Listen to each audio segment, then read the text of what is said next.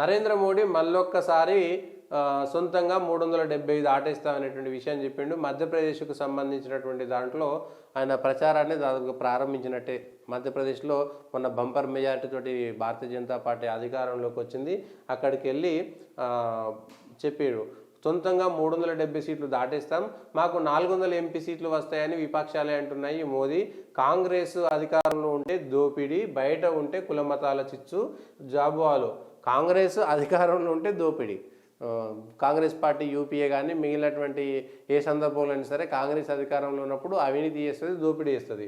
బయట ఉంటే కుల మతాల చిచ్చు. ఇప్పుడు కులగణన అనేటువంటి చేశారు కాబట్టి నరేంద్ర మోడీ చేసేటువంటి విమర్శలు షార్ప్గా ప్రజల్లోకి వెళ్ళేస్తాయి. అంటే సింపుల్గా నిజంగా ఆయన గొప్ప ఓరేటర్ అంటే కాదు, కానీ ప్రజల నాడిని పట్టుకున్నటువంటి వ్యక్తిగా మరొకసారి చెప్పవచ్చు.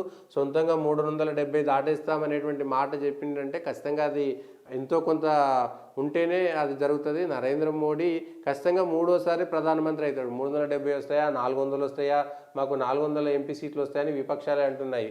పాపం ఖర్గే గారు ఏదో వెటకారంగా అన్నటువంటిది ఖర్గేకే వెనక్కి వచ్చేసింది పాపం. దీనికి సంబంధించి 370 సీట్లు వస్తాయనేటువంటి నరేంద్ర మోడీ ధీమాను మాత్రం నిజంగా మనం మెచ్చుకోవాల్సిందే. ఇప్పుడున్నటువంటి స్థితిలో 2 సార్లు అధికారంలో ఉన్నటువంటి వ్యక్తి మీద వ్యతిరేకత రాకపోవడం అనేటువంటిది ఒక ప్రత్యేకమైనటువంటి విషయం. అది నరేంద్ర మోడీ గొప్పతనమా, బీజేపీ గొప్పతనమా, ఆయన చేసినటువంటి పనులు అనేటువంటి పక్కన పెడితే నరేంద్ర మోడీ 2 సార్లు ప్రధానమంత్రిగా ఉండి కూడా వ్యతిరేకత సంపాదించుకోలేనటువంటి వ్యక్తి.